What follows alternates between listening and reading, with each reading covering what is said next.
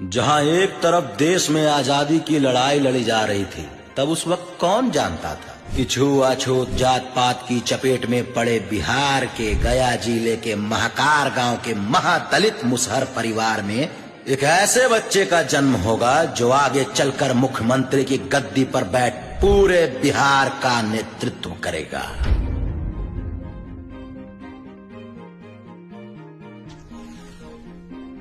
जिनके सोच और शिक्षा के आगे बड़े से बड़े पढ़े लिखे अधिकारी नतमस्तक हो जाएंगे। स्वाभिमान ऐसा कि जिस तरफ से एक बार रुख मोड़ लिए तो उस तरफ मुड़कर ना देखें, चाहे वो विपक्षी सत्ता के द्वारा फिर से मुख्यमंत्री पद पर बैठाने की लालच ही क्यों न दी गई हो। और भला स्वाभिमान क्यों न हो, जिस धरती ने सिद्धार्थ को गौतम बुद्ध बनाया, चाणक्य जैसे अर्थशास्त्री पैदा किए, अशोक जैसे सम्राट हुए, तो भला एक मजदूर के घर लौंडा नाच करने वाले पिता के पास 1944 में जीतन राम मांझी जैसा पुत्र होना कोई आम बात थोड़े थी। जी हाँ, ये कहानी है उस बच्चे की जिसने अपने फूटी स्लेट पर किस्मत का कखारा लिखकर कर्म से नियति को बदल 9 महीने के लिए बिहार के मुख्यमंत्री बन गए। जीतन राम मांझी के पिता रामजीत राम मांझी पेशे से एक बंधुआ मजदूर थे। परिवार का भरण पोषण करने के लिए वो अक्सर लौंडा नाच भी करते थे। 150 से अधिक भजन उन्हें मुजवानी याद थी। माँ सरस्वती की कृपा ही थी इन पर, वरना एक अनपढ़ होकर कला की इतनी शालीनता से परख कोई आम इंसान थोड़े रख सकता है।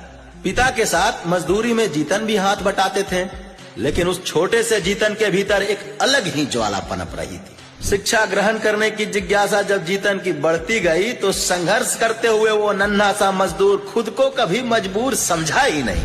बहरहाल कई सालों के कड़ी मेहनत के बाद 1966 में एक महादलित परिवार का लड़का इतिहास ऑनर्स से स्नातक की डिग्री प्राप्त कर अपने जिले का पहला मांझी साक्षर हुआ।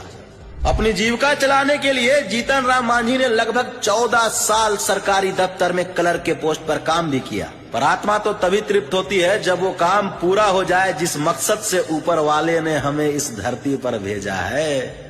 जीतन राम मांझी जिस महादलित परिवार से आते थे, उसके लिए समाज में फैली ऊंच नीच, भेदभाव, पिछड़ापन को देख वो स्वाभिमानी आत्मा भला कैसे शांत हो सकता था। और तभी उन्होंने तय किया कि बिना राजनीति में गए वो अपने समाज का उद्धार कभी नहीं कर पाएंगे, और राजनीति को ही अपना संपूर्ण जीवन का लक्ष्य बना डाला।